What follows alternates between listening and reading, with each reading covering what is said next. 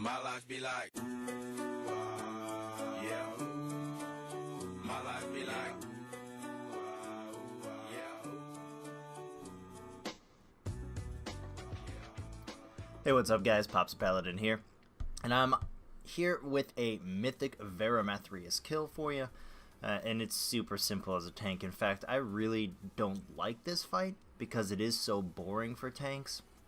It's a taunt, stand, taunt, stand. But, you know, there's some cool things you can do as a paladin, I suppose. But other than that, let's just talk about how to do Mythic Varimathras. It's a very predictable damage fight. He's going to strike you. Make sure you have a defensive up. Don't panic and heal yourself right away because you have a debuff that prevents all healing for you for 7 seconds. So, have defensive up. Wait 7 seconds, heal yourself while standing in consecration, and rinse repeat. There's a couple different things that we can do here as a paladin, though. So I'm running the quote-unquote turtle build. I have Soul of the High Lord, which is giving me Blessed Hammer as well as Holy Shield, just to try to negate some of that magic damage. And then the Blessed Hammer is to negate his auto attacks prior to each strike. I'm also running Heathcliff's Immortality because I'm standing still the entire fight, so I'm standing inside my consecration and I'm just decreasing overall damage by 4%. Now, there's different legendaries I could run. This was our first kill, so I just kind of ran what I thought was best. Reasons why I didn't run Sauron's Resolve, because really, once you get hit, you got that debuff, you know exactly when you're going to hand to the Protector. It's when that debuff falls off, and you don't need to really heal yourself other than that, because you're not taking an intense amount of damage. So I didn't run it like that. I just kind of ran, how can I just reduce all incoming damage in total? Now, we 3-tanked this as a guild. We didn't run the Demon Hunter strat because we have a warrior tank, and that warrior tank and his charges and the fact that he's already running one of the new specs that are going to be available in BFA. He has additional charges on top of his charges to charge more charging, which allows us to really get through a lot of the mechanics in this fight. So what we're going to do here is we're going to talk about a couple different things. First, Bark for Prey, because as tanking, it's the same as Heroic. And I'm going to give you the subtle nuances. But we're going to get Mark for Prey, and we had a Rogue doing it, but a Rogue didn't show up tonight.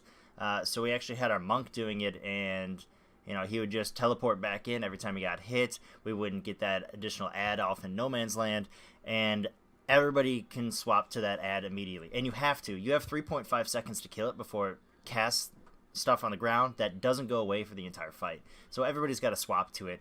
A lot of times I would save my Avenging Shield, or I would save my Eye of the Tear just to make sure I bounced onto that melee ad.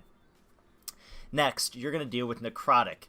And what you see on the screen that just occurred right now is we had the 2 Necrotic guys go out, and they are marked with a specific color according to, you know, how Bigwigs and DBM works. They run out to their specific colors. The tank follows along with them, so that way they stay 8 yards in range of somebody, don't proc additional ads. The Necrotic jumps on our tank. Our tank walks them back in. He inches his way out so that an ad appears right on top of melee so they can turn around and hit them without having to move as a big group. And then he just intercepts or charges or does whatever his allied race ability charge does, and he gets back into range very quickly. He's got 7 seconds to get back into range of everybody as he gets his misery stack. So he pulls out, comes back in, and does all the good stuff. Now, the little subtle nuances that you got to deal with. When you're in fire phase, it's kind of like, eh. So about a minute into the fight, as you see, I pulled the boss, so I had first strike, then my DK tank took second strike, and then third strike comes in on me. This is when I'm going to use Blessing of the Spell Warding. I do not get the magical debuff, so I'm still technically tanking. I let my tank know that so they're not, you know, an auditory taunt, because we have it set for when the other player gets strike, an automatic bing, so you know to hit taunt right away, so you don't even have to look.